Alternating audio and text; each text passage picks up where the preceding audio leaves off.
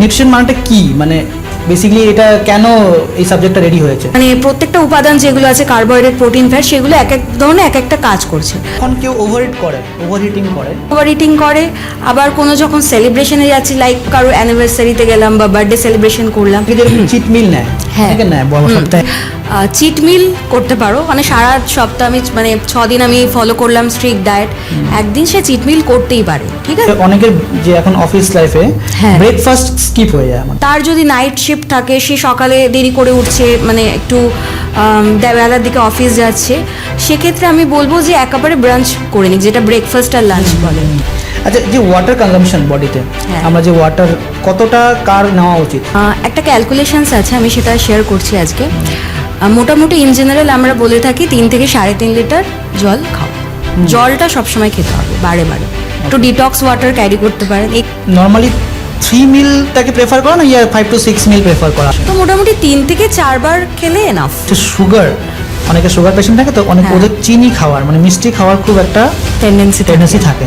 খুব যদি ইচ্ছা হয় একটু খেজুর নিলাম, একটু সিডস নিলাম, সবগুলোকে দিয়ে একটু মানে কড়াইতে একটু হালকা রোস্ট করলাম। কি করে বাজেটের মধ্যে, টাইট বাজেটের মধ্যে ডায়েট ফলো করা যায়? আমি খুব একটা যে হাই বাজেটের ডায়েট প্ল্যান সেরকমই দিই না। ম্যাক্রো নিউট্রিয়েন্টস আর ম্যাক্রো নিউট্রিয়েন্টসের মধ্যে কি ডিফারেন্স? বলটা অনেকটা ইম্পর্টেন্ট রোল প্লে করে ডায়েটারি ফাইবার, যেটাকে আমরা আমাদের ডাইজেশনে হেল্প করে, ঠিক আছে। ওকে, ফুলনেস ফিলিং দেয়।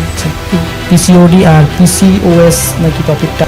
পিসিওএস হচ্ছে polycystic ovarian syndrome, okay, and PCOD হচ্ছে পলিসিস্টিক ওভারিয়ান ডিজিজ। আমাদের যে ফ্রোজেন ফুড অথবা প্রসেসড ফুড, আমাকে কেউ যদি বলে যে 2 থেকে 3টে ফুড ব্যান করার জন্য, আমি বলবো যে প্রসেসড ফুড আর হচ্ছে ফ্রোজেন ফুড, দুটো একদম অমিট করে দিতে। হ্যালো এভরিওয়ান, আমি Aryan and welcome to our channel podcast with Aryan. তো আজকে আমরা যে টপিকটা ডিসকাস করছি পডকাস্টে, সেটা হচ্ছে নিউট্রিশন, আর আমাদের সাথে আজ আছে রেনোয়েড ডায়েটিশিয়ান সুস্মিতা রয়। তো আমরা জানবো অনেক কিছু কোয়েশ্চেন্স আমাদের আছে, কি পডকাস্টে কি কি আমাদের ডায়েটের দরকার আছে, নিউট্রিশনে কি কি আমাদের ফলো করা উচিত। তো চলুন জেনে নিই।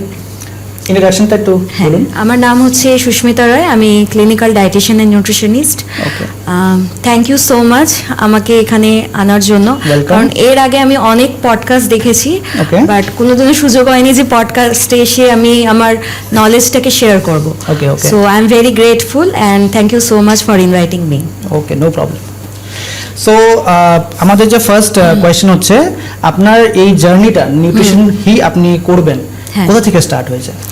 অ্যাকচুয়ালি আমার মানে আমি যখন 11-এ উঠি তখন আমার ইচ্ছা ছিল আমি পিওর সায়েন্স নেব, মানে যেখানে আমার ফিজিক্স থাকবে, কেমিস্ট্রি থাকবে, বায়োলজি থাকবে, ম্যাথ থাকবে। তো সেটা নিয়ে আমি এগোচ্ছিলাম। ইভেন আমার বাবা মাও চাইতো যে আমি মেডিকেলে যাব, তো সেইভাবে আমি পিওর সায়েন্স নিয়ে এগোচ্ছিলাম। তো তারপর দেখলাম যে আমার ফিজিক্স সাবজেক্টটা একদম ভালো লাগছে না। আচ্ছা আচ্ছা। তো আমি ডিসাইড করলাম যে না, আমার ফিজিক্স আমার দ্বারা হবে না। ম্যাথস আমার ভালো লাগতো, বাট ফিজিক্স আমি একদম মানে ভালো লাগছিল না। তো সেই জন্য আমি আমার বাবা মাকে বললাম যে আমি পিওর সায়েন্স নেব না, আমি বায়ো সায়েন্স নেব। আচ্ছা। সো তখন নিউট্রিশন সাবজেক্টটা খুব রমরমা, মানে নিউট্রিশন নিয়ে পড়ছে, তখন একটা নিউট্রিশন মানে সবাই খুব সচেতন নিউট্রিশন নিয়ে। তো তখন ভাবলাম যে না, এই সাবজেক্ট একটু নিয়ে দেখি। তো সাবজেক্টটা নিলাম আমি 11-12-এ। তো সাবজেক্টটা নেওয়ার পর দেখলাম যে সাবজেক্টটা অনেক ভাস্ট। যতটা ভেবেছিলাম যে না নিউট্রিশন তো খুব ইজি হবে, বাট সেটা নয়। তো আস্তে আস্তে যখন আমি 11 থেকে 12-এ উঠলাম, তারপরে আমি গ্র্যাজুয়েশন করলাম নিউট্রিশন অনার্সের ওপর, তো তখন দেখলাম যে এমন কোনো পার্ট নেই যেখানে ডাক্তাররা মানে ডাক্তার আমাদের সাথে কোনো মানে সাবজেক্টের সাথে অনেকটা মিল আছে। লাইক ধরুন আপনি নিউট্রিশনের মধ্যে কেমিস্ট্রি তো মাস্ট আমাদের থাকতেই হবে, তার সাথে বায়োকেমিস্ট্রি আছে, ফিজিওলজি আছে, হিউম্যান নিউট্রিশন আছে, ফুড সায়েন্স আছে। মানে ডাক্তারি যা পার্ট, মানে ডাক্তাররা যেরকম পড়াশোনা করে সেরকমই আমাদের পার্ট ছিল। মানে বলতে গেলে মানে পারেন যে এটা একটা প্যারামেডিক্যাল লাইন। আচ্ছা, নিউট্রিশন লাইনটা। তো আস্তে আস্তে ইন্টারেস্ট বাড়লো, তখন মনে হলো যে না, বাবা মা তো চেয়েছিল মেডিকেলে আমি যাই, ডাক্তার হই, তো অ্যাটলিস্ট প্যারামেডিক্যাল লাইনটা তো আমি চুজ করি। তো তারপর যখন আমার 12 কমপ্লিট হলো, আমি গ্র্যাজুয়েশন করলাম, তারপর মাস্টার্স করলাম। ইন বিটুইন আমি হসপিটাল থেকে ইন্টার্নশিপ কমপ্লিট করি। আফটার দ্যাট আমি জব করতে থাকি, তারপরে বিভিন্ন ফ্রিল্যান্সিং করতে থাকি, বিভিন্ন কোম্পানি এক্সপ্লোর করতে থাকি। তো মোটামুটি অনেকটা বছরই কেটে গেছে, মানে অনেকটা এক্সপিরিয়েন্স আমি গেইন করে নিয়েছি। বাট আমি এখনও প্র্যাকটিস করছি। আমি একটা আইভিএফ ক্লিনিকের সাথে যুক্ত আছি, যেখানে মেয়েদের যে বিভিন্ন ধরনের ডিজিজ নিয়ে আর কি কথা হয়, তাদেরকে আমি ডায়েট প্ল্যান দিয়ে থাকি। তো যাই হোক, আমি এখন প্র্যাকটিসের মধ্যে আছি, তো খুব ভালো লাগছে, ফিল্ডটা আমি এনজয় করছি। আর আজকে আমি পডকাস্টে আরও অনেক কিছু শেয়ার করব আপনাদের সাথে। ওকে, হ্যাঁ, ওকে। তো আমাদের সবারই বেসিক্যালি যে জীবনে লাইফে যে মেইন একটা কোয়েশ্চেন আসে লাইফে, যে নিউট্রিশন যখন ওয়ার্ডটা আমরা শুনি, হ্যাঁ, তো নিউট্রিশন মানেটা কি, মানে বেসিক্যালি এটা কেন এই সাবজেক্টটা রেডি হয়েছে, কেন, কি কারণে? হ্যাঁ, নিউট্রিশন মানে হচ্ছে ফুড অ্যান্ড নিউট্রিশন, ঠিক আছে? মানে এটা পুরোপুরি ফুডের সাথে কানেক্টেড, ঠিক আছে? নিউট্রিশন বলতে এক কথায় বাংলা পাতি ভাষায় বলা হয় পুষ্টি, ঠিক আছে? পুষ্টিটা আমরা বেসিক্যালি কোথা থেকে পাই? নিশ্চয়ই খাবার থেকেই পাবো, ঠিক আছে? তো মানে কার্বোহাইড্রেট, প্রোটিন, ফ্যাট, ফাইবার, এই ধরনের খাবারগুলো যখন আমাদের বডিতে যাচ্ছে, তখন প্রোটিন হেল্প করছে আমাদের বিল্ডিং, মানে সেলের জন্য, মানে সেল বিল্ডিংয়ের জন্য হেল্প করছে, টিস্যু রিপেয়ার করছে। তো প্রত্যেকটা উপাদান যেগুলো আছে, কার্বোহাইড্রেট, প্রোটিন, ফ্যাট, সেগুলো এক এক ধরনের এক একটা কাজ করছে। তো সেই কাজের মাধ্যমে আমাদের মেটাবলিজম ফাস্ট হচ্ছে, আমরা চলাফেরা করতে পারছি, সব থেকে বড় কথা আমরা এনার্জি পাচ্ছি। তো যে জিনিসগুলো থেকে আমরা এনার্জি পাই, নিউট্রিয়েন্টস পাই প্রপারভাবে, সেটাই হচ্ছে নিউট্রিশন। ওকে, তো নিউট্রিশন যেটা থেকে বললেন আপনি, এর মধ্যে আমরা প্রোটিন, হ্যাঁ, কার্বোহাইড্রেট সব কিছু রয়েছে। তো এবার এর মধ্যে একটা মানুষের কতটা নেওয়া উচিত কি, সেটা যে আছে, হেলদি ইটিং আর নর্মাল ইটিং, ডিফারেন্সটা কি আছে, মানে হেলদি ইটিং কাকে বলবো আমরা? হেলদি ইটিং বলতে একটা আমি যদি পট বলি, মানে একটা থালার মধ্যে আমি যদি সাজাই, ঠিক আছে, তো সেক্ষেত্রে একটা কার্বোহাইড্রেট পোর্শন থাকবে, একটা প্রোটিন থাকবে, একটা গুড ফ্যাট থাকবে, অ্যান্ড ফাইবার থাকবে, ওকে, ঠিক আছে? তো এবার এটাকে আমরা ভাগ করি পার্ট বাই পার্ট। মানে দেখুন, সবার তো ডায়েট প্ল্যান এক হয় না, সবারই আলাদা আলাদা বডি রিকোয়ারমেন্ট অনুযায়ী সবারই আলাদা ডায়েট প্ল্যান। তো সেইভাবে আমরা পোর্শনটাকেও ডিভাইড করে দিই, যে আমার বডির জন্য এতটা কিলো ক্যালোরি আমার লাগছে, আপনার জন্য এতটা লাগছে, ওকে, ঠিক আছে? তো মোটামুটি মাথায় রাখতে হবে যে আমি এমন একটা খাবার চুজ করব যার মধ্যে আমি প্রপার মিল পাবো, ওকে, ব্যালেন্স ডায়েট যেটাকে বলা হয়। ইভেন বডিতে যেগুলো রিকোয়ারমেন্ট একদম ফুলফিল হয়, একদম সেটা ইম্পর্টেন্ট ব্যাপার, একদম নিউট্রিশন গুলো প্রপার যাচ্ছে কিনা, এই মেটাবলিজম আমরা যে ফাস্ট হচ্ছে কিনা, প্রসেসটা ফলো করছি, বা এক একটা মানুষের জন্য যে এক একটা লিস্ট, আমরা যেটাকে ডায়েট বলি আমরা, রাইট? একদম তো নিউট্রিশনের থেকে ডায়েটটা বেরোচ্ছে আর কি। তো এবার নেক্সট কোয়েশ্চেনে আসছি, সেটা হচ্ছে একটা মানুষের পার ডে ক্যালোরি কতটা দরকার, সেটা কিভাবে ক্যালকুলেট করো? সেটা হচ্ছে যে পার্সনের আমি ডায়েট প্ল্যান করছি, তার আগে প্রথমে আমি হাইট জেনে নেব, তারপর ওয়েট জেনে নেব, সেই হিসেবে আমি বিএমআইটা বার করব, ঠিক আছে, যেটাকে বলা হয় বডি মাস ইন্ডেক্স, রাইট? ঠিক আছে? তো দেখে নেব যে বিএমআইটা তার নর্মাল লেভেলের মধ্যে আছে কিনা। আচ্ছা, যখন দেখবো যে ওটা বেশি হয়ে গেছে, তখনই আমরা ধরে নেব যে পার্সেন্টটা ওবেস, ঠিক আছে?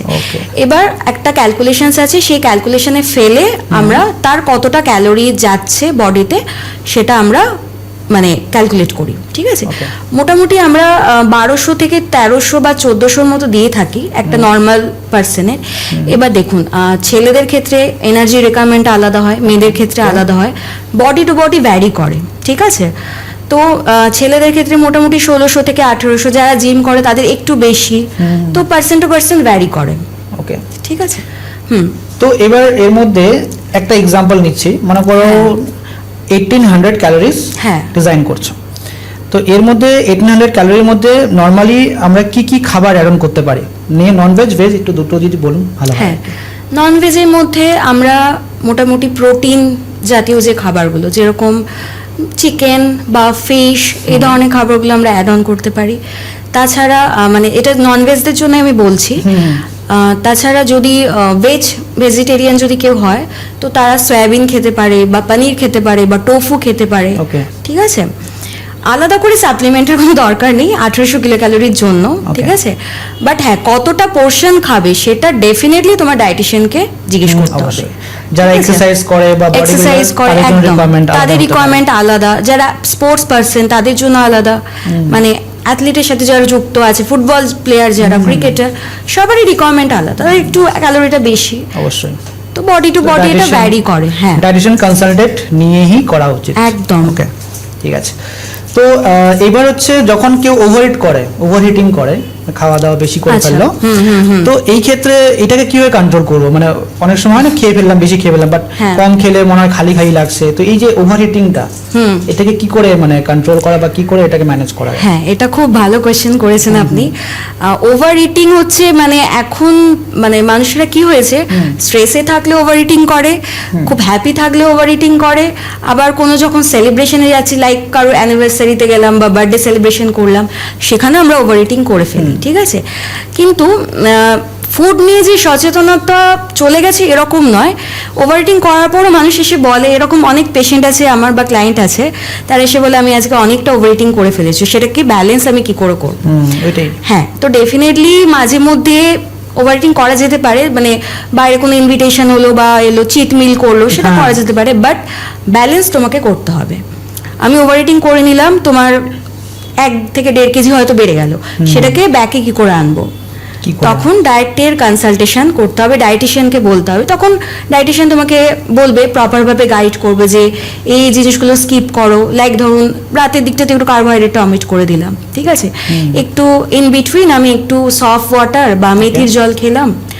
অনেক সময় ওভার ইটিং করলে গ্যাস, অ্যাসিডিটি, ব্লোটিং এই ধরনের সমস্যাগুলো হয়, তো তখন আমি একটু বললাম যে একটু সকাল মানে রাতের দিকে শুতে যাওয়ার আগে একটু জিরা বাটার খেলে, বা ধরো এই দিন আমার ইনভিটেশন আছে, লাইক ধরুন কেউ বললো যে আমার পরশু দিনকে ইনভিটেশন আছে, আমার একটু ব্যালেন্স করতে হবে, তার 2 দিন আগে থেকে সে একটু ব্যালেন্স করে চললো, সেদিনকে সে খেলো, ঠিক আছে। সো ব্যালেন্স করাটা কিন্তু খুব ইম্পর্টেন্ট।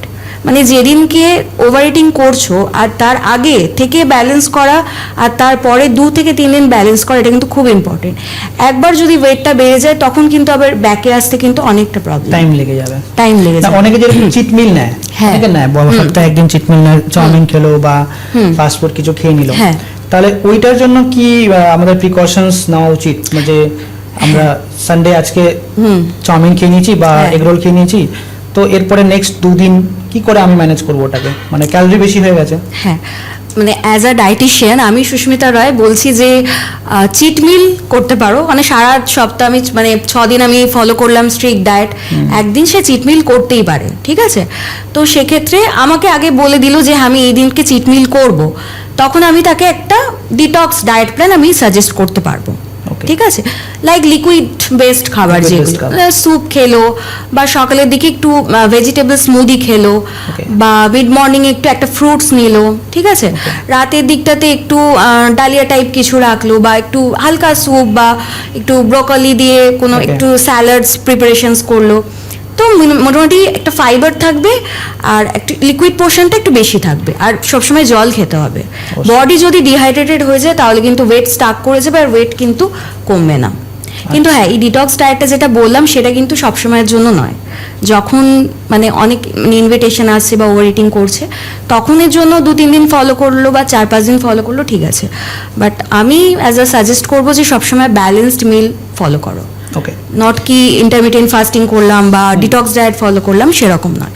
ওকে, তো এবার আরেকটা কোয়েশ্চেন যেটা সবারই মাথায় আসে, সেটা হচ্ছে অনেকের যে এখন অফিস লাইফে ব্রেকফাস্ট স্কিপ হয়ে যায়, আমাদের আমারও অনেকবার হয়, তো এটা কি এফেক্ট করে আমাদের? ব্রেকফাস্ট করলাম না, ডাইরেক্ট গিয়ে 2টো লাঞ্চ করলাম, তো এবার কি প্রবলেম হতে পারে? আচ্ছা, প্রথমে ক্লায়েন্টের লাইফস্টাইলটা আমার জানা খুব দরকার, ঠিক আছে। আমি একটা র্যান্ডম ডায়েট প্ল্যান দিয়ে দিলাম, মানে সেটা মানে কাগজটা হয়তো পড়েই থাকবে, সে আর ফলোই করবে না।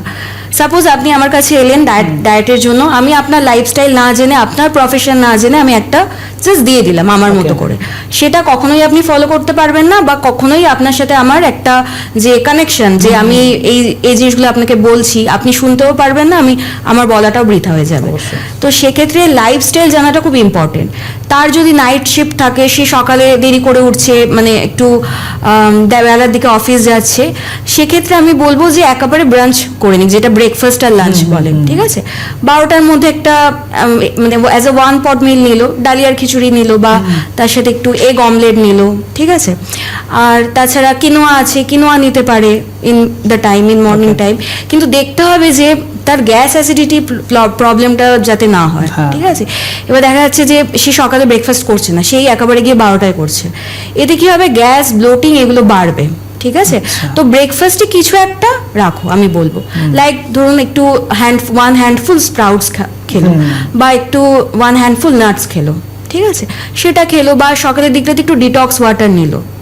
মানে লাইক ওভারওয়েটও থাকে তাও ওকে কিছু না কিছু ব্রেকফাস্ট করা উচিত। একদম, ব্রেকফাস্ট মানে কি, আমি সারাদিন মানে সারা রাত আমি সেই লাস্ট যা খেলাম, তারপরে সারাটা দিন আপনার ফার্স্ট হচ্ছে ওটাকে ব্রেক করা। ব্রেকফাস্টে যদি আমি প্রপার ভাবে না করি তাহলে তো আমার মেটাবলিজম প্রপার ভাবে হবে না বডিতে। রাত থেকে অনেকক্ষণ মানে করে চলে গেল, তারপর বডি একবার খালি থাকে আর কি। হ্যাঁ, পাতি ভাষায় আমি যদি 10টার পর মানে 11টা 12টার সময় আমি বসি ডিনার করতে, তাহলে কিন্তু বডির মধ্যে যে হজম শক্তিটা, মেটাবলিজম, সেটা দরজাটা বন্ধ হয়ে যাওয়া। ঠিক আছে, সব সময় ডিনার মানে 8টা থেকে 8:30টার মধ্যে করা উচিত, মানে রাত্রে। একদম, সেটা তো সবসময় পসিবল হয় না আমাদের লাইফস্টাইলের জন্য, বাট তাও একটা মানে 10টা টাইমের মধ্যে আই থিঙ্ক ঠিক আছে। হ্যাঁ, মানে 10টা পারবে অনেকে, বাট অনেকে 11টা 12টা 1টা করে, তখন ওই তো বললাম গ্যাস, অ্যাসিডিটি, ব্লোটিং এই ধরনের সমস্যা, সকালে উঠে খিদে পাচ্ছে না। ওটা আমার মাঝে মাঝে হয় যে লেট হয়ে যায়। আচ্ছা, যে ওয়াটার কনজাম্পশন বডিতে, আমরা যে ওয়াটার কতটা কার নেওয়া উচিত, কি ওভারওয়েট আছে তার পার ডে কতটা মানে ওয়াটার নেওয়া উচিতই, তো এটা কিভাবে ডিসাইড হয় ডায়েটে, মানে কি করে এটা সিগনিফাই করে? একটা ক্যালকুলেশনস আছে, আমি সেটা শেয়ার করছি আজকে। মোটামুটি ইন জেনারেল আমরা বলে থাকি 3 থেকে 3.5 লিটার জল খাও, ঠিক আছে, বাট যার বডি ওয়েট যতটা, লাইক ধরুন কোনো পার্সনের বডি ওয়েট হচ্ছে 70, তো 70 ইন্টু 40, 70 ইন্টু 40 মানে 2.8 থেকে 3 লিটার। ওকে, এক্স্যাক্টলি যতটা ওয়েট হবে তার থেকে 40 মাল্টিপ্লাই করলে কতটা ওয়াটার দরকার সেটা। আচ্ছা, অনেকে যেমন খাবারের সময় যে ওয়াটার নেয়, তো এটা কি ঠিক না ভুল? একদম ভুল, খুবই ভুল। মানে আমি খাবার খাচ্ছি অথচ জল খাচ্ছি, ঠিক নয়। অনেকে যেমন গলায় লেগে যায় না খেতে খেতে, সেই সময় একটু সিপ নিলো ঠিক আছে, বাট খেতে খেতে আমি জল খাচ্ছি, এটা কিন্তু মানে ডাইজেস্টিভ সিস্টেমকে হ্যাম্পার করে। আচ্ছা, ঠিক আছে, আমাদের যে বডির ভেতর ডাইজেস্টিভ জুস আছে সেগুলোকে হ্যাম্পার করে, সেটা প্রবলেম ক্রিয়েট হতে পারে বাচ্চারা গিয়ে। ওকে, ঠিক আছে।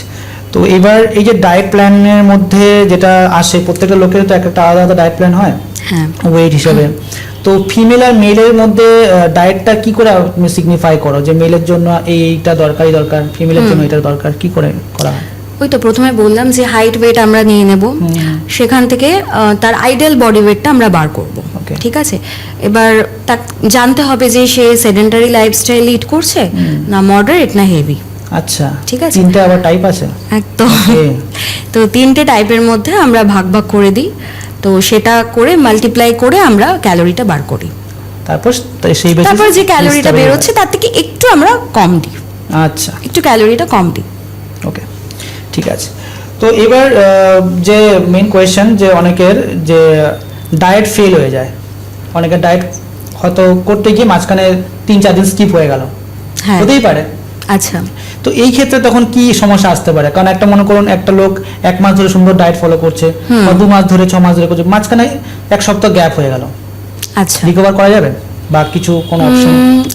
মাঝখানে সে কি খাবার খাচ্ছে হতে তো পারে, মাঝখানে সে কি খাবার খাচ্ছে সেটাও একটু জানতে হবে আমাকে। মনে করুন বাইরে গেছে, আউট অফ স্টেশন গেছে, সেখানে তো ডায়েট ফলো চান্স খুব কম। মানে বলতে চাইছেন আপনি যে ট্রাভেলিং এর সময় কিরকম ভাবে, তো এই ক্ষেত্রে কি করা যেতে পারে? দেখুন, যারা আর কি আউট স্টেশন যায় অফিস পারপাসে বা ধরুন ঘুরতেই গেল, ঠিক আছে, তো সেক্ষেত্রে আমি বলবো প্রপার ভাবে তো অতটা হয় না ডায়েট ফলো করা সেই সময়, তো একটুখানি ক্যারি করতে পারে, ঠিক আছে, ক্যারি করতে পারে, যেরকম যেগুলো এসেনশিয়াল নিউট্রিয়েন্টস আমাদের বডিতে লাগে, যেরকম ফ্রুটস, ন্যাচারাল সুগার যেটা আছে, ফ্রুক্টোজ আছে, সেটা খেলে কি হবে, ইনস্ট্যান্ট এনার্জি পাবে। ফলটা একটা মিড মর্নিং টাইমটাতে চুজ করে রাখলো, সকালের দিকটাতে ওই ভাজা ভুজি, পরোটা, লুচি এই ধরনের না খেয়ে একটু হেলদি অপশনস চুজ করলো, যেরকম ইডলি খেলো, ফার্মেন্টেড ফুড যেগুলো, ধোসা খেলো, সেগুলো খেতে পারে। বা দুপুরের টাইমটাতে আমি বলবো দুপুরে ভাত খাক, প্রবলেম নেই, বাট একটু পোর্শন সাইজ কন্ট্রোল করে। এবার বাইরে রেস্টুরেন্টে যখন খাচ্ছে বা হোটেলে যখন খাচ্ছে, তখন তো ওইভাবে ওরা তেল কাউন্ট করে তো দেবে না আপনার জন্য আলাদা করে, হ্যাঁ, তো সেক্ষেত্রে আমি বলবো যে গ্রেভিটা বাদ দিয়ে মাছের পোর্শনটা আপনি নিন, বা চিকেনের পোর্শনটা আপনি নিন। যখন ডায়েট প্ল্যান নেবে কেউ, তো এই জিনিসটা যেন মানে গাইড করে দেওয়া হয় যখন আউট স্টেশন যাবে কি, কারণ একদম। সিমিলার খাওয়া দাওয়া তো ঘরে যেরকম আমরা করি একদম, বাইরে গেলে একদম। পসিবল না সেগুলো পাওয়া। না, সেটা তো সেই ক্ষেত্রে possible নয়। অল্টারনেটিভ কি আছে যে এগুলো তো পাওয়া যায়, এইগুলো হ্যাঁ। কনজিউম করা যেতে পারে। এগুলো করা যেতে পারে, মানে এগুলো আমি বললাম হেলদি অপশনস। ওকে, ঠিক আছে, এবার সে কোন স্টেটে যাচ্ছে, যদি হিল স্টেশনে যায় সেখানে একটু পাওয়াটা টাফ, তখন আমি বলবো যে হ্যাঁ একটু একটা দুটো স্টিম মোমো খেলেন ঠিক আছে। আর ওখানে ওয়েদারটা ড্রাই বলে একটু হ্যাঁ, ডিহাইড্রেশন। আর আরেকটা প্রবলেম হচ্ছে যেটা মানে জলটা সবসময় খেতে হবে বারে বারে। একটু ডিটক্স ওয়াটার ক্যারি করতে পারেন, এখানে যেরকম এরকম একটা বটল কিনে নিল, এর মধ্যে আপনি মানে পুদিনা পাতা, চিয়া সিডস, এটা আমার নেক্সট কোশ্চেন আসছে। আচ্ছা, আমাদের নেক্সট কোশ্চেন হচ্ছে মিল যে টাইমিংটা সেটা কতটা ইম্পর্ট্যান্ট? খুব ইম্পর্টেন্ট। ওকে, অ্যাকচুয়ালি আমরা যখন খাবার খাই টাইম টু টাইম আমরা খাই না, না। এটা হচ্ছে আমাদের সব থেকে বড় প্রবলেম। হ্যাঁ, আমাদের লাইফস্টাইল একটু আলাদা, আমরা যে যার কাজে খুব ব্যস্ত থাকি, তো যখন ব্রেকফাস্ট করার সময় তখন আমরা ডিরেক্ট লাঞ্চ করছি, তো এটা বডির ওপর অনেকটা প্রভাব মানে ফেলে। ঠিক আছে, তো মোটামুটি আইডিয়াল যদি টাইমিং আপনি জানতে চান তাহলে সেক্ষেত্রে ব্রেকফাস্ট আর্লি মর্নিংয়ে মানে 8টা থেকে 8:30টার মধ্যে করে নেওয়া উচিত, লাঞ্চ 12:30 থেকে 1টার মধ্যে। ওকে, বিকেলে যদি কোনো স্ন্যাক্স আমরা খাই তাহলে সেক্ষেত্রে মোটামুটি 4:30 থেকে 5টার মধ্যে। ওকে, অ্যান্ড আমি তো বললাম ডিনার 7:30 থেকে 8টা বেস্ট টাইম। মানে কেউ যদি ডায়েট ফলো করে আর টাইমিংটা যদি ফলো না করে তাহলে প্রবলেম। হ্যাঁ, প্রবলেম তো আছে, কিন্তু আমাকে তো সেই হিসাবে করতে হবে, কারণ ক্লায়েন্ট কি চাইছে তার লাইফস্টাইল ওরিয়েন্টেডও আমাকে ভাবতে হবে, তো সেরকম ফুডস আমাকে দিতে হবে যাতে যাতে সেটা মানে ইজিলি ডাইজেস্টেবল হয়, তার কোনো প্রবলেম না হয় এবং ফুলনেস ফিলিং দেয়। ওকে, তো বেসিক্যালি ডায়েটে নর্মালি 3 মিলটাকে প্রেফার করা না, ইয়া 5 to 6 মিল প্রেফার করা হয়? মানে মিলটা কি কাউন্টটা বেশি রাখা হয় নাকি কম কাউন্টে রাখা হয়? আচ্ছা, মোটামুটি একটা ফুডের সাথে মানে একটা মিলের সাথে একটা মিলের মোটামুটি 3 থেকে 3.5 ঘন্টা হওয়া উচিত, গ্যাপ থাকা উচিত। গ্যাপ থাকা উচিত। ঠিক Okay. আছে, সেটা 5 থেকে 6 হোক বা 3 মিলস হোক সেটা কোনো ব্যাপার নয়, মানে অতটা হ্যাম্পার করে না। ঠিক আছে না, অনেকের কিন্তু হ্যাঁ অনেকে বলে যে মানে 5-6 বার মিল খাওয়ার অ্যাকচুয়ালি এখন টাইম থাকে না হ্যাঁ, অনেকে, ওটাই question। তো মোটামুটি 3 থেকে 4 বার খেলে এনাফ। 3 থেকে 4 বার খেলে না? এনাফ। ওকে, তো কেউ মানে যদি 3 বার ফলো করে, যেমন 3টাই ফলো, আমারও 3 বারই ফলো হয়, হ্যাঁ। তারপরে তো পসিবল না, অনেক সময় ব্লোটিং চলে আসে, মানে খাবার পর না খিদে পেতে হবে সেরকম একটা সিচুয়েশন চাই, তাহলে খাবোটা কি, নাহলে পেটই ভরা পেট আছে, তো সেই ক্ষেত্রে কি করা যায়?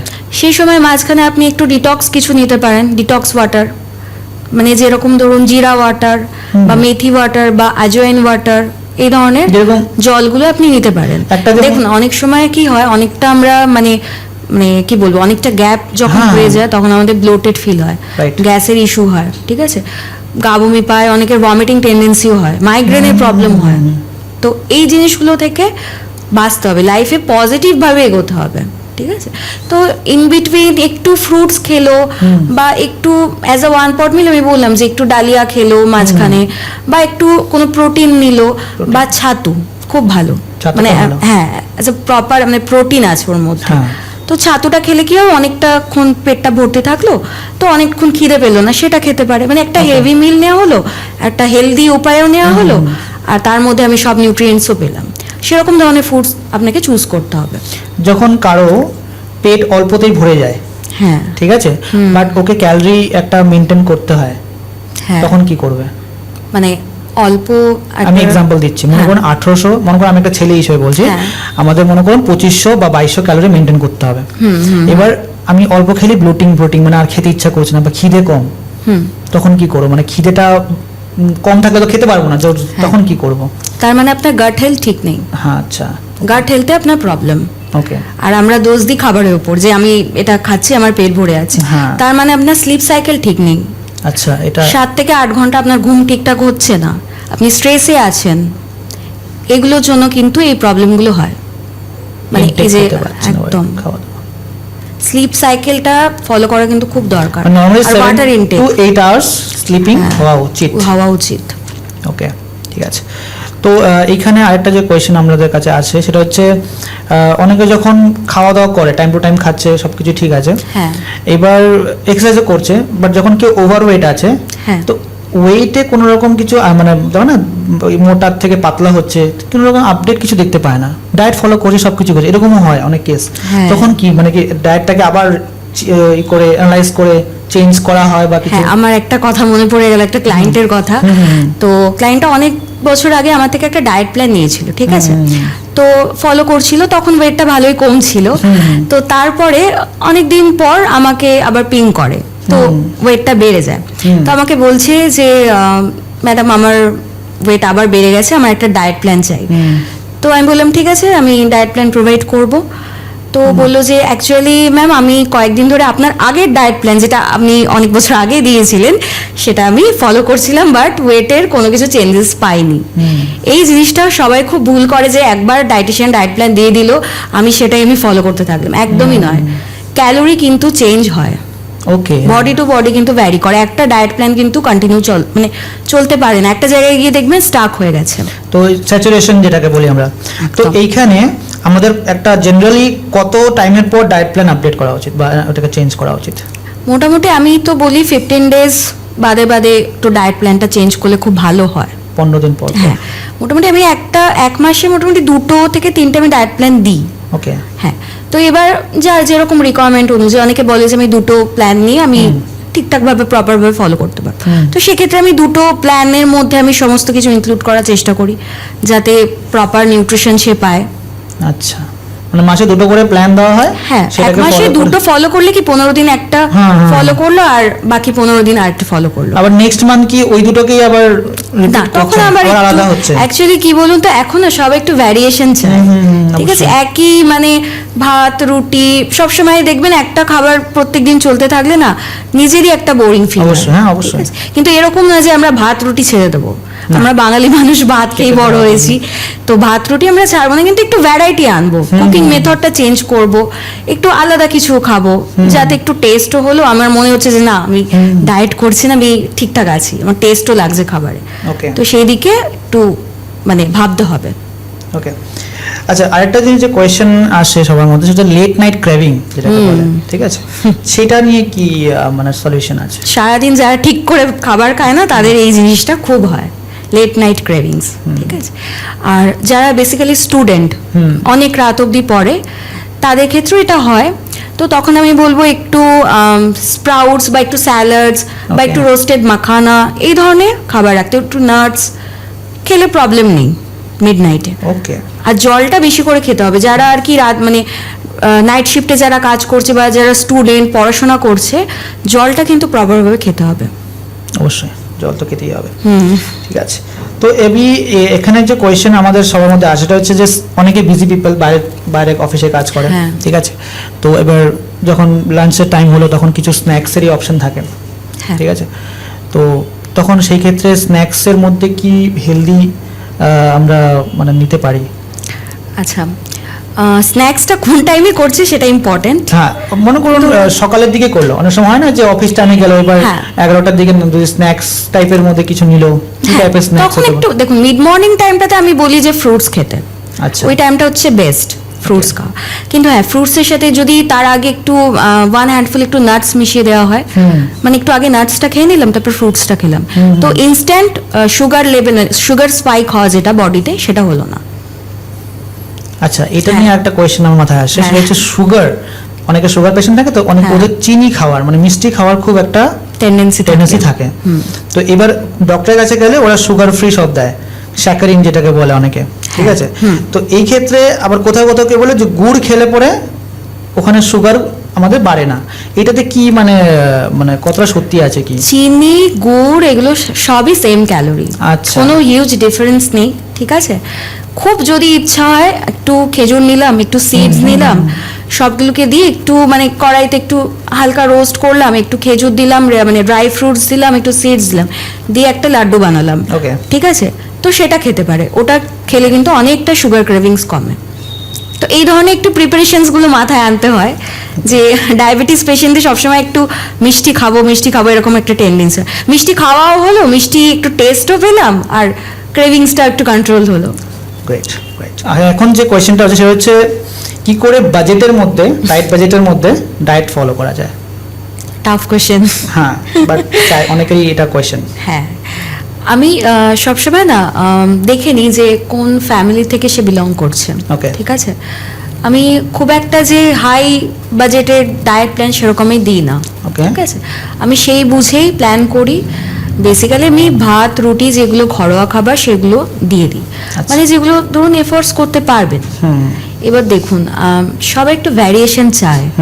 একই ডায়েট প্ল্যান সবাই কিন্তু কন্টিনিউ ফলো করতে পারে না, একটা সময় এসে বলে যে না দূর আমি আর ফলো করব না। তো সেক্ষেত্রে আমি বলবো যে হ্যাঁ, একটু হয়তো আপনার বাজেট একটু হয়তো খরচা হচ্ছে, কিন্তু হেলথের জন্য তো এইটুকু করা যায়, তাই না? আমরা তো ডাক্তার যখন দেখাই তখন তো অনেক অনেক মেডিসিন কিনি, তো এই লাইফস্টাইলটা ঠিক রাখার জন্য তো কি এইটুকুই করা যায় না? ওকে, তো ঠিক আছে। নরমালি মানে আগে যে একটা স্ট্যান্ডার্ড ফলো করি, কত একটা কস্ট আসতে পারে মাসে? ওভাবে কস্ট বলা যাচ্ছে মানে বলা যাচ্ছে না, আমি নিজেও বলতে পারবো না যে ওভাবে কিভাবে, মানে এটা কাট করে দাও। ঠিক আছে, ওকে। আমাদের নেক্সট কোশ্চেন হচ্ছে ডায়েটে আমরা কনসিস্টেন্ট কি করে থাকবো? আচ্ছা, এটা কি আপনাকে ক্লায়েন্ট হিসেবে ধরবো এই কোশ্চেন? অ্যাজ এ ক্লায়েন্টে বলতে পারেন, কারণ এই প্রশ্নটা হামেশাই আসে যে আমি কি করে কনসিস্টেন্ট থাকবো। একদম, যেটা মানুষ থাকতে পারেন না। ঠিক আছে, রাইট। রেগুলার এক্সারসাইজ, ওকে, ঠিক আছে। আর সব থেকে মেন ইম্পর্টেন্ট হচ্ছে ডিসিপ্লিন। ওকে, ডিসিপ্লিনে তোমাকে থাকতে হবে, তবেই কিন্তু একটা লাইফস্টাইল, একটা ডায়েট এগুলো কিন্তু মেনটেন হবে।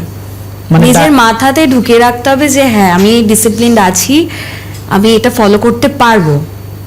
এবার ফার্দার কোনো প্রবলেম হলে তার জন্য ডায়েটিশিয়ান আছে, হেল্প করবে, কিন্তু নিজেকে এটা পজিটিভ মাইন্ডে আনতেই হবে যে না আমাকে ডিসিপ্লিন থাকতে হবে, আমাকে ফলো করতে হবে, I have to lose my weight. Okay, আচ্ছা, এরপরে যেটা কোয়েশ্চেন আসে সেটা হচ্ছে অনেকে ডায়েট ফলো করছে, ঠিক আছে, বাট এক্সারসাইজ করছে না। তো কতটা জরুরি দুটো একসাথে করা? বা যদি অনেকে বলে না ডায়েট ফলো করলে ওয়েট লস হয়ে যাবে বা ডায়েটই কাফি হচ্ছে, তো এটাতে কি বলা যায়? অ্যাকচুয়ালি দেখুন, ডায়েট হচ্ছে 80% আমাদের ওয়েট লুজ বলুন সমস্ত কিছুই কিন্তু ডায়েটের দ্বারাই সলভ হয়। ওকে, 20% কিন্তু এক্সারসাইজ। ওকে, এক্সারসাইজ করলে কি ফিটনেসটা ঠিক থাকে, রাইট, একটা মানে মাইন্ডে একটা পজিটিভ থিঙ্কিং আসে, তার সাথে সাথে হচ্ছে আমাদের মানে এনার্জেটিক ফিল হয়, সমস্ত কাজে আমরা মন দিতে পারবো সেরকম একটা ফিল হয়। তো দুটোই কিন্তু কোরিলেটেড, ঠিক আছে। মানে আমি যদি এরকম হতে পারে যে আমি জিমে যাচ্ছি না, ঠিক আছে, দ্যাটস ওকে, বাট 30 মিনিট হাঁটুন রেগুলার, আর্লি মর্নিংয়ে উঠুন, একটু হাঁটতে বেরোন, তাতেও হবে। যেমন এক্সারসাইজ যে আছে, যারা এক্সারসাইজ করে ওদের ডায়েট কনসিস্টেন্ট থাকে প্রায়, দেখা যায় এটা একদম, কারণ তারা খুব ডিসিপ্লিন হয়ে যায়। এবার যারা শুধু ডায়েটের উপর ডিপেন্ডেন্ট, এক্সারসাইজ করে না, বেশিরভাগ ক্ষেত্রেই ওদের কনসিস্টেন্টিটা নষ্ট হয়, যেটা দেখা গেছে। আমি আইডিয়া আমার মানে কমন সেন্সে বলছি, তো এটা হয়। আর এটা হচ্ছে যখন কি ওভার ইট করে ফেলে, তো এর রিগ্রেট হয় যে আমি ওভার ইট করে নিয়েছি। তো এটা মেন্টালি এটা থেকে কি করে ওভারকাম করবো যে হ্যাঁ ওভার ইটিংটা হতেই পারে ভুল, তো কি করে এটা থেকে ওভারকাম করা যেতে পারে? আমি বলবো যে একটা জায়গায় লিখে রাখো। আচ্ছা, যে আমি সকাল থেকে এই অবধি আমি খেয়েছি, খাওয়ার পর নিজেই যে যখন দেখবে যে আমি এত এত কিছু খেয়েছি, তখন নিজেরই রিগ্রেট ফিল হবে যে আমি এতটা খেয়ে ফেললাম, আমার ডায়েটটা মেনটেন হলো না। আমি বলবো ওভার ইটিং যে কোনো একটা মিলে করো, মানে সারাদিন আমি সকালবেলায় ভাজাভুজি খাচ্ছি, দুপুরে মাটন নিয়ে বসলাম, বিকেলে আমি বিরিয়ানি খাচ্ছি, সেই সারাদিনের থেকে যে কোনো একটা মিল ওভার ইট করো, দ্যাটস ওকে, ম্যানেজ করা যেতে পারে। কিন্তু ওভার ইটিং করাটা কিন্তু খুব একটা বডির জন্য ভালো নয়, রেগুলার নয়, কখনো কখনো আমি ইচ্ছা হলো খেয়ে ফেললাম, ঠিক আছে, তখন ম্যানেজ করা যেতে পারে। ঠিক আছে, ওকে। তো এবার যে হচ্ছে অনেকে ইমোশনাল ইটিং করে, রাইট? ইমোশনালি অনেক কিছু বেশি বা কম খায়, তো এই যে ফুডের সাথে যে একটা কানেকশনটা, ঠিক আছে, কি করে মেনটেন করা যায়? যেমন অনেকে ফুডি হয়, খুব ফুডি হয়, অনেকে ফুড খুব একটা পছন্দ না। যেমন আমি কতটা খাওয়া দাওয়া মানে বেশি করতে ভালো লাগে না, আমাকে না খেয়ে যদি কোনো ইনজেকশন দিয়ে দিই 1 মাস না খেয়ে থাকতে তাও পসিবল আমার কাছে। তো এইটাকে কি করে ডেভেলপ করবো যে ফুড খেতে হবে, এটুকুই খেতে হবে, সেটা এই মেন্টালিটিটা কি করে ডেভেলপ করব? অ্যাকচুয়ালি কি বলুন তো, ফুডের সাথে না সাইকোলজিটা কোরিলেটেড। আচ্ছা, ঠিক আছে, ওই বললাম যে খুশি হচ্ছে খাবার খাচ্ছি, দুঃখ হচ্ছে খাবার খাচ্ছি, মানে সমস্তটাই সাইকোলজির সাথে অ্যাটাচড। ঠিক আছে, কিন্তু মাইন্ডে আমাকে সেট করে নিতে হবে যদি কারোর মেডিকেল কমপ্লিকেশনস থাকে, হ্যাঁ অনেকের আছে যেরকম ডায়াবেটিস আছে, ঠিক আছে, মেয়েদের তো হামেশাই হচ্ছে পিসিওডি, রাইট। তো সেক্ষেত্রে আমাকে একটু মাইন্ডে ভাবতে হবে যে না, আমি এই যে খাবারগুলো চুজ করছি এটা আমার জন্য হার্মফুল, ওকে, ঠিক আছে, তো আমি এই জিনিসটা করব না। মাইন্ডে মানে এটা সাইকোলজিক্যালি একটা আমাদের চিন্তাধারাকে বদলাতে হবে। এরকম ধরনের ফুড চয়েস করব যেটা আমার জন্য হার্মফুল নয় অথচ টেস্টি, সেরকম ভাবে মানে ম্যাটার আছে। মানে অনেকে যদি কোনো কিছু প্রবলেম থাকে যে ওই ফুডটা খেলে ইস্যু হচ্ছে, তো ডায়েটে ওটা আবার ওটা নেওয়া যাবে না।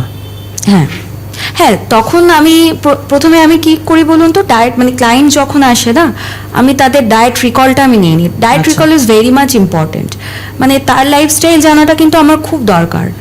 মানে সে কি খাচ্ছে, সে কিরকম ফুড প্রেফার করছে, মানে কোন খাবার পছন্দ করছে, এরকম ইভেন দেখা যায় যে অনেকেই ল্যাকটোজ ইনটলারেন্স, মানে দুধ দই ছানা এগুলো খেতে পারে না, তো তাদের জন্য এক্সট্রা যে ওই যে মানে জায়গাটা ফুলফিল করার জন্য কিরকম আমি ফুড দিতে পারবো, সেই জিনিসটা আমাকে ভাবতে হবে। অনেকে ভেগান হয়, খায় না, তো সেই ক্ষেত্রে তখন অন্য একটা প্ল্যান রেডি করা হয় ওই জিনিসটাকে করার জন্য। ওকে, আমাদের কোশ্চেন হচ্ছে নেক্সট, মাইক্রো নিউট্রিয়েন্টস আর ম্যাক্রো নিউট্রিয়েন্টস এর মধ্যে কি ডিফারেন্স? ম্যাক্রো নিউট্রিয়েন্টস হলো protein, fat, carbohydrate, and micro nutrients হচ্ছে ভিটামিন এন্ড মিনারেলস। ভিটামিনস এর মধ্যে দুটো ভাগ আছে, একটা হচ্ছে ফ্যাট সলিউবল ভিটামিন, একটা হচ্ছে ওয়াটার সলিউবল ভিটামিন। ফ্যাট সলিউবলের মধ্যে হচ্ছে vitamin A, D, E, K, and water soluble ভিটামিনের মধ্যে হচ্ছে B complex and vitamin C. আর মিনারেলসের মধ্যে যেগুলো আছে সেগুলো তো আমরা জানি, ক্যালসিয়াম, ফসফরাস, ম্যাগনেসিয়াম, এগুলো, জিঙ্ক। আর যে ডায়েটারি ফাইবার আছে সেটার কথাটা কি আছে এর মধ্যে, মানে রোলটা? অনেকটা ইম্পর্টেন্ট রোল প্লে করে ডায়েটারি ফাইবার, যেটাকে আমরা আমাদের ডাইজেশনে হেল্প করে, ঠিক আছে, ওকে, ফুলনেস ফিলিং দেয়, মোস্ট ইম্পর্টেন্ট। খিদে পেলেও আমরা হু করে খেয়ে নিলাম, তার আগে আমরা এক বাটি স্যালাড খেলাম, আচ্ছা, কন্ট্রোল হয়ে গেল আমার অ্যাপেটাইটটা। তো এই জিনিসে খুব মানে এই প্রসেসটাতে খুব হেল্প করে ডায়েটারি ফাইবার। এছাড়া যাদের কনস্টিপেশনের প্রবলেম আছে তাদের ক্ষেত্রেও একটু এক বাটি স্যালাড নিলাম। তবে অনেক সময় মনে হয় যে ডায়েট করছি মানে স্যালাড খেতে হবে, এরকম কোনো ব্যাপার নেই।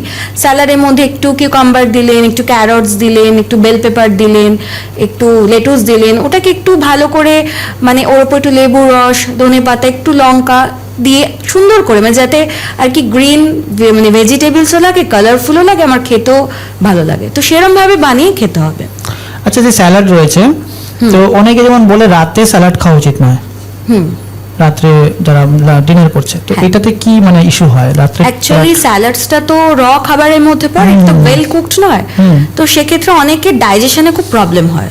ওকে, তো যাদের ডাইজেশনে বেসিক্যালি খুব প্রবলেম হয় তারা অ্যাভয়েড করতে পারে, ঠিক আছে, আদারওয়াইজ খাওয়া যেতে পারে, প্রবলেম নেই, ঠিক আছে। আর যদি স্যালাডের মধ্যে গাজর ইনক্লুড করা হয়, গাজরটাকে একটু ভাপিয়ে খেলে খুব ভালো হয়। ওকে, একদম র গাজর না খাওয়াটাই ভালো। ঠিক আছে, তো নেক্সট আমাদের কোয়েশ্চেন হচ্ছে যে side effect of vitamin D deficiency কি কারণে হয়? হ্যাঁ, ভিটামিন ডির জন্য অস্টিওম্যালেসিয়া, অস্টিওপোরোসিস এই ধরনের ডিজিজগুলো হয়, হাড় দুর্বল হয়ে পড়ে, ঠিক আছে। তো তার জন্য বেশি বেশি করে ভিটামিন ডি জাতীয় খাবার ডায়েটের মধ্যে রাখতে হবে। ভিটামিন ডি যদি কমে যায় পরে কি কি প্রবলেম আসে নরমালি? ল্যাথার্জি লাগবে, সবসময় ড্রাউজি ফিল হবে। ভিটামিন ডিটা সচরাচর সব ইন্ডিয়ানদের মানে ইন্ডিয়ান মেল বা ফিমেলদের ক্ষেত্রে আমি দেখেছি খুব কম থাকে, কারণ তারা রোদে বেরোয় না, খুব কম। ইভেন আমি আরেকটা জিনিস শেয়ার করছি, যারা মুসলিম মানে যারা হয় তাদের দেখবেন একটু ভিটামিন ডিটা কম থাকে, কারণ তারা মানে যে সমস্ত মহিলারা বোরখা ইউজ করে তাদের ক্ষেত্রে দেখবেন ভিটামিনটা অনেক কম হয়, রাইট। তো তাদের তো সূর্যের আলোটা পড়ছে না প্রপার ভাবে, তো এটা একটা কারণ হতে পারে। ওকে, যেমন আমার যেমন ব্লাড টেস্ট আমি করে দিলাম আমার হেলথ চেকআপে, সেখানে ভিটামিন সবকিছু ঠিক আছে, ভিটামিন ডি কম। আচ্ছা, এবার আমার ইস্যু যে হচ্ছিল সেটা হচ্ছে আমার মাঝে মাঝে পা জ্বালা করতো, খুব ঠান্ডা জলে পা ভিজিয়ে রাখার মতো অবস্থা। তো এইটা পরে লাস্টে যখন চেকআপ করানো হলো বললেন ভিটামিন ডি কমই আছে, তো এটার জন্য হয় কি রিলেটেড? ওকে, তো ভিটামিন ডি তখন ট্যাবলেট বা কিছু না কিছু করে ভিটামিন ডি, হ্যাঁ ভিটামিন ডি তখন ডক্টর অ্যাডভাইস করে সাপ্লিমেন্ট করেছে আমাকে, ওটা এখন মেনটেন করছি আমি। ওকে, তো এবার আমাদের কিছু মেডিকেল কোয়েশ্চেন জিজ্ঞেস করছি, যেটা হচ্ছে পিসিওডি, ঠিক আছে? পিসিওডি আর পিসিওএস নাকি টপিকটা আছে, ডিফারেন্স কি দুটোর মধ্যে? পিসিওএস হচ্ছে polycystic ovarian syndrome, okay, and PCOD হচ্ছে পলিসিস্টিক ওভারিয়ান ডিজিজ। আচ্ছা, there is a huge difference. Okay, সচরাচর এখন 99% মেয়েদের পিসিওএসটা খুব কমন প্রবলেম। ওকে, এটাতে কি হয়, ইররেগুলার পিরিয়ড বা পিরিয়ডের সময় খুব পেটে পেন, ব্লাড ফ্লো কমে যাওয়া বা হেভি ব্লাড ফ্লো হওয়া, এই জিনিসগুলো হয়। তো কি জেনেটিক হচ্ছে না খাওয়া দাওয়া থেকে আসে এটা? It's a lifestyle disorder. মানে জেনেটিক কিছু ইস্যু নেই? জেনেটিক যদি কারোর মায়ের থাকে বা সেখান থেকে আসতে পারে, সেটাও হয়, বাট এটা মোস্টলি লাইফস্টাইল ডিসঅর্ডার। আচ্ছা, লাইফস্টাইল বা খাওয়া দাওয়া লাইফস্টাইল ডিসঅর্ডার একদম থেকেই আসছে এটা? একদম, ডায়েট আর লাইফস্টাইলটা মেন। এটা মেনটেন করলে আশা করি এই থেকে এখান থেকে আপনি মুক্তি পাওয়া যাবে। বডিতে যখন অ্যান্ড্রোজেন হরমোন বেড়ে যায়, মানে মেল হরমোন, তখনই এই পিসিওএসটা হয়। ওকে, দেখবেন অনেক মেয়েদের দেখা যায় unwanted hair growth, black patches on neck, ঠিক আছে? তো এই জিনিসগুলো আর কি সিমটমস। এটা মানে মোটামুটি আপনার প্রেগনেন্সিতেও কিন্তু বাধা দেয়, ইস্যু করে। এটা থেকে বড় বড় ডিজিজও কিন্তু অ্যারাইজ করতে পারে। ওকে, আচ্ছা, যে প্রেগন্যান্সি প্রবলেমগুলো আসে এর জন্য কি কি আসে? বেসিক্যালি কনসিভ করা নিয়ে একটা প্রবলেম আসে, Okay. ঠিক আছে? তার জন্য বললাম যে ডায়েট লাইফস্টাইল মেনটেন করাটা খুব দরকার। ওকে, অ্যান্ড পিসিওডি ব্যাপারটা কি বলুন তো, আমাদের ফিমেল বডিতে দুটো ওভারি থাকে, ঠিক আছে? ওভারির ভিতর অসংখ্য ডিম থাকে, ঠিক আছে? সেই ডিমগুলো যখন ম্যাচিওর হয় না, তখনই কিন্তু পিসিওডি হয়। ছোট ছোট পুঁথির মালার মতো সিস্ট হয়, ওকে, সেটাকে বলা হচ্ছে পিসিওডি। সো ডেফিনেটলি যদি হ্যাঁ, এরকম ব্যাপার নয় যে পিসিওডি আছেই বলে সে কনসিভ করতে পারবে না, ইটস আ মিথ। যদি সে প্রপারভাবে ডায়েট লাইফস্টাইল মেনটেন করে, অবশ্যই সে কনসিভ করতে পারবে। আচ্ছা, যে সিস্ট হচ্ছে এখনকার দিনে অনেকেরই হচ্ছে সিস্ট, তো বেসিক্যালি এটার কারণ কি এটাই পিসিওডি থেকে হচ্ছে, মানে ইস্যুটা পিসিওডি থেকে হচ্ছে, হ্যাঁ কিছুটা বলতে পারেন, ঠিক আছে? আর তাছাড়া সিস্ট মানেই যে পিসিওডি সেরকমও নয়। অনেক সময় দেখা যায় যে মেয়েদের যখন মেনস্ট্রুয়েশন শুরু হয়, তখন প্রচন্ড পেটে ব্যথা হচ্ছে, এরকম পেশেন্ট আসে আমার কাছে যে প্রচুর লোয়ার অ্যাবডোমেনে ব্যথা হচ্ছে। ইভেন যখন পিরিয়ডস শেষও হয়ে যায় তখনও ব্যথা হচ্ছে, পিরিয়ডস আগেও ব্যথা হচ্ছে, সব সময় লোয়ার অ্যাবডোমেনে ব্যথা হচ্ছে। তো পরে আমি মানে ডায়াগনোসিসে ধরা পড়ে ওনার যে শুধু পিসিওডি তো আছেই, তার সাথে সাথে কিন্তু চকলেট সিস্টও ধরা পড়েছে। এটা কেন নামটা এরকম কেন, চকলেট সিস্ট? অ্যাকচুয়ালি চকলেটের মতো মানে ছোট ছোট সিস্ট, তো এই জন্য নামটা আর কি দেওয়া হয়েছে। বেসিক্যালি যখন মেয়েদের পিরিয়ডস হয়, মেনস্ট্রুয়েশন হয়, তখন কি হয় যে ব্লাডটা তো মাসিকের জায়গা থেকে ফ্লো করতে থাকে, তো মানে চকলেট সিস্ট হলে কিন্তু সেই জিনিসটা হয় না, যে ব্লাডটা আর কি বেরোয় সেটা পেটে পড়তে থাকে। তো আমাদের নেক্সট কোয়েশ্চন হচ্ছে টাইপ 2 ডিএমটা কি? টাইপ 2 ডায়াবেটিস মেলিটাস, রাইট, কি এটা? যখন অ্যাকচুয়ালি আমাদের অগ্নাশয় বলে একটা গ্রন্থি আছে, ঠিক আছে, যেটাকে আমরা ইংলিশে বলি প্যানক্রিয়াস। তো ওখান থেকে ইনসুলিন হরমোনটা সিক্রেট হয়। ওকে, আমি মিষ্টি জাতীয় খাবার খাচ্ছি, প্রসেসড ফুড খাচ্ছি, ইনসুলিন হরমোন সিক্রেট হয়ে যাচ্ছে, তারও তো একটা মানে প্রভাব পড়ে না? অবশ্যই। সে হঠাৎ করে কি করলো, ইনসুলিন মানে প্যানক্রিয়াস থেকে ইনসুলিনটা বার করতে মানে সিক্রেট করতে বন্ধ করে দিল। আচ্ছা, তখন কি হবে, যা খাবার খাচ্ছি, যদি আমি সুগার জাতীয় খাবার খাই, রিফাইন্ড প্রসেসড খাবার খাই, তখন সেটা কি হবে, ব্লাডে ছড়িয়ে যাবে। সেটাকে বলা হচ্ছে টাইপ 2 ডায়াবেটিস। ওকে, ইনসুলিন হরমোন আর সাড়া দেয় না, তো এটা সেটা সেলে না গিয়ে সমস্ত কিছু যায় ব্লাডে। আচ্ছা, সেই জন্য বলি যে মানে ব্লাড সুগার হয়েছে যেটাকে বলে। তো এখানে যে সুগার আপনি বললে টাইপ 2 ডিএমটা, এটা কি নরমাল সুগারের পরের স্টেজ? হ্যাঁ, মানে সুগারের একটা লিমিট থাকে, মানুষের যখন প্রেশার হয় যে এইটুকু নরমাল দরকার, এর উপর যখন বেড়ে যায় তখন আমরা বলি সুগার হয়েছে। এবার যেটা বললে টাইপ 2 ডিএম, তো এটা কি একটা রেঞ্জ আছে, এরপরে টাইপ 2 ডিএম স্টার্ট হয় বা কিছু একটা আছে? হ্যাঁ, 70 থেকে 110 মিলিগ্রাম পার ডিএল হলে সেটাকে আমরা বলি রেঞ্জের মধ্যে, ঠিক আছে? 110 এর যদি কাছাকাছি থাকে সেটাকে আমরা বলবো প্রি ডায়াবেটিস। হ্যাঁ, তারপরে আস্তে আস্তে টাইপ 1 টাইপ 2 জেস্টেশনাল ডায়াবেটিস, কোনটা ডেঞ্জারাস জোন চলে যায়, কোন টাইপ 2 তে? তিনটেই ডেঞ্জারাস, তিনটেই ডেঞ্জারাস, তিনটাতে কিছু হতে পারে অবশ্যই। আর জেস্টেশনাল ডায়াবেটিস তো প্রেগন্যান্সির সময় হয়। ও বাবা। মানে এটা এই যে মানে প্রবলেমটা মেল ফিমেলও তো দুজনের ক্ষেত্রেই তো হতে পারে এটা। একদম। Okay, আর এই ক্ষেত্রে কি হার্ট অ্যাটাক হতে পারে কি, মানে হ্যাঁ, হার্টের প্রবলেম আসতে পারে, হাইপারটেনশন হতে পারে, মানে একটার সাথে একটা কোরিলেটেড, কোনোটাকে অ্যাভয়েড করা যাবে না। ওকে, গুড।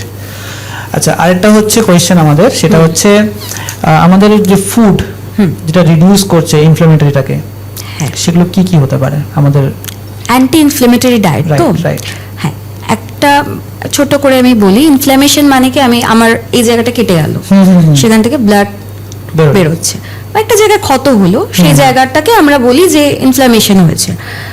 তো ওইভাবে আলাদা করে হয় না যে অ্যান্টি ইনফ্ল্যামেটরি ডায়েট এটা, বা মানে ওইভাবে হয় না, বাট তাও কিছু কিছু ফুডস আমি বলবো যেগুলো কাজে লাগে অ্যান্টি ইনফ্ল্যামেটরি ডায়েট হিসেবে। সো টমেটোজ ইনক্লুড করতে পারি, লাইকোপিন আছে টমেটোজের মধ্যে। বেরিজ ইনক্লুড করতে পারি, লাইক স্ট্রবেরি, ব্লুবেরি, চেরিজ, এগুলো। বিভিন্ন ধরনের ফিশ ইনক্লুডস করতে পারি, সালমন খুব ভালো ফিশ, ছোট ছোট মাছ, এগুলো ইনক্লুড করতে পারি। ভেজিটেবলস বেশি করে খেতে হবে, লাইক স্পিনাচ, এই ধরনের ভেজিটেবলস, মেথি। আচ্ছা, যেরকম সবজি জাতীয় আমরা বয়েল খাবার খাই, তাই তো? তো এইটা কি ডায়েটে মানে এটা প্রেফারেবল, নাকি আমরা যেভাবে খাই, খাওয়া দাওয়া করি, রান্না বান্না করে, তো এটা মানে কোনটা বেশি প্রেফারেবল? ডায়েট কোনটাকে বেশি প্রেফার দেয়? অবভিয়াসলি বয়েল খাবারকেই প্রেফার দেবে। দেখুন, সব কান্ট্রিতেই আলাদা আলাদা ফুড হ্যাবিটস আছে। এখন যদি আমি কোনো বাঙালি পার্সনকে বলি যে প্রত্যেকদিন বয়েল খাবার খাও, ইটস নট ইম্পসিবল। ইভেন কোনো মারওয়ারি, মানে অন্য রিলিজিয়ান যারা হয়, তাদেরকে আমি যদি বলি, অ্যাকচুয়ালি ওনারা কি একটু মশালা টাইপ খেয়ে খেয়ে অভ্যস্ত, তো সেক্ষেত্রে আমি বলতে পারবো না যে আপনি বয়েল খাবার খেয়ে চলুন। হয় তো এটা বলতে পারবো যে আপনি লিমিটে রাখুন, বা একটু খাবারের টেকনিকটা চেঞ্জ করুন, ঠিক আছে? কিন্তু হ্যাঁ, যদি দুটোর মধ্যে কম্পেয়ার করা হয়, আমি বলবো যে বয়েল খাবার খাওয়াটা ভালো, কারণ এতে তেলটা যাচ্ছে না। তো এই ক্ষেত্রে যদি ইন্ডিয়ান ক্লায়েন্ট আসে, মানে বেসিক্যালি ইন্ডিয়া যারা এগুলো মশলা খায়, তো এই ক্ষেত্রে ডায়েটটা ওদের ক্ষেত্রে তো কি করে ফলো হবে? কারণ অলরেডি মশলা খাচ্ছে, তো পেটে তো একটা ইস্যু আসবে ফিউচারে গিয়ে, এটা কি করে মানে প্রিভেন্ট করা যায়? হ্যাঁ, ঠিক, মানে ভালো কোশ্চেন সেটা, যে গ্যাস্ট্রিক আলসার হতে পারে, বা স্টমাকে কোনো প্রবলেম হলো, সেটা হতে পারে। তো সেক্ষেত্রে ওই খাবার প্যাটার্নটাকে চেঞ্জ করতে হবে। লাইক ধরুন, কোনো আমার কাছে নন বেঙ্গলি পেশেন্ট আসলো, সে বললো যে আমি রাজমা চাওয়াল খাচ্ছি, মশলা বেশি দেবে না, হালকা করে রান্না করো, বা একটু চানা জাতীয় কোনো যদি খাবার খায়, তো ওটাকে বেশি মানে চানা মশলা না করে আমি অ্যাজ আ যদি স্যালাড হিসেবে খাই, লাইক চানাটাকে প্রথমে বয়েল করে নিলাম, তারপরে ওর ওপর একটু কিউকাম্বার, অনিয়ন, টমেটো, একটু জাস্ট ধনেপাতা, একটু লঙ্কা, একটু লেবুর রস, অল্প একটু চাট মশলা অ্যাড করে আমরা বিকেলের টাইমটাতে খেলাম, তো সেটা হতে পারে। মানে টেকনিকটা চেঞ্জ করতে হবে। না, যেরকম সবজি তরকারি রান্না হচ্ছে, ঠিক আছে, এবার এখনকার দিনে হচ্ছে সব গুঁড়ো মশলা ইউজ হয়। হ্যাঁ, এক সময় গুঁড়ো মশলা বলে কিছু ছিল না, সব বেটে দিত। তো এই দুটোর মধ্যে ডায়েটে কোনো এফেক্ট করে যে গুঁড়ো মশলা না খেয়ে যদি বাটা মশলা খাওয়া হয়, তাহলে হয়তো মানে ডায়েটটা একটু হেলদি হবে মানে ওটার থেকে? দেখুন, আমাদের দাদু ঠাকুমার সময় তো গুঁড়ো মশলা বলে কিছু ছিল না, ওনারা তো বাটনা বেটে। এটা কন্টিনিউ করুন। ও আচ্ছা, সরি, ঠিক আছে, এবার ঠিক আছে। এতটা উঁচুতে তো হ্যাঁ। আর তো ওই যে বাটা মশলা আর গুঁড়ো মশলা, কোনটা বেশি প্রেফার করে, মানে ডায়েটে কোনটা বেশি ভালো আর কি? অবভিয়াসলি বাটা মশলা। কেন সেটা? কারণ ওটাকে আমি বাটছি, নিজের হাতে তৈরি করছি। আর গুঁড়ো মশলা কি, ওটা তো প্যাকেট, ওকে, কতদিন আছে, কিভাবে বানাচ্ছে, সেটাও ডিপেন্ড করছে। বাট আমাদের লাইফস্টাইল যেরকম, আমাদের তো টাইমও নেই যে বেটে রান্না করব, কিন্তু অ্যাকচুয়ালি এটা কিন্তু ভালো, কারণ আমাদের মানে ঠাকুমা দিদাদের আমলে কিন্তু ওরা বাটনা বেটেই কিন্তু করতো। এটা কি ওয়ান টাইপ অফ একটা এক্সারসাইজও হতো। ইভেন চাকতিতে ঘুরিয়ে যে মানে চাল ভাঙা বা গম ভাঙা যে জিনিসগুলো, সেগুলো কিন্তু খুব ভালো, মানে এগুলো কিন্তু ওয়ান টাইপ অফ এক্সারসাইজও বলতে পারেন। তো সেদিকে কিন্তু তাদের কিন্তু খুব একটা মেডিকেল কমপ্লিকেশনস ছিল না। এখন কি, আমি কোনো কিছু ডাস্ট করব, আমার কাছে হাতে মিক্সি আছে, মিক্সারে করে নিলাম। ইভেন মানে ঘর মোছা, এগুলো কিন্তু ওয়ান টাইপ অফ এক্সারসাইজ বলতে পারেন। আমরা এখন নিচু হয়ে কেউ ঘর মুছি না, আমাদের হ্যান্ডমেড যে ঘর মোছার যেগুলো মপ চলে এসছে, এসে মপ গেছে। চলে এসছে, ওটা দিয়ে মুছি, তো ওটাতে কিছুই এক্সারসাইজ হচ্ছে না। না, এই ক্ষেত্রে যেটা মানে এক্সারসাইজের ব্যাপারটা তো হলো না, এই যে বাটা মশলাটা আমরা ইউজ করছি রাইট, এবার এর মধ্যে আমার যেটা মনে হয় যে গুঁড়ো মশলাতে হতে পারে কোনো রকম কেমিক্যাল ইনগ্রেডিয়েন্ট বা একদম, হতে একদম। পারে, সেটাতে আমরা এখানে হ্যাঁ, অনেকটা হেল্প হলো, সে তো ডেফিনেটলি, রাইট? একদম। ওকে, আচ্ছা, আমাদের যে ফ্রোজেন ফুড অথবা প্রসেসড ফুড, ঠিক আছে, এই দুটো ফুড মানে ডায়েটে কি প্রেফারেবল না এটা আনহেলদি খাবার? আমাকে কেউ যদি বলে যে 2 থেকে 3টে ফুড ব্যান করার জন্য, আমি বলবো যে প্রসেসড ফুড আর হচ্ছে ফ্রোজেন ফুড, আচ্ছা। দুটো একদম অমিট করে দিতে। ওকে, এর থেকে মারাত্মক জিনিস আর কিছু নেই।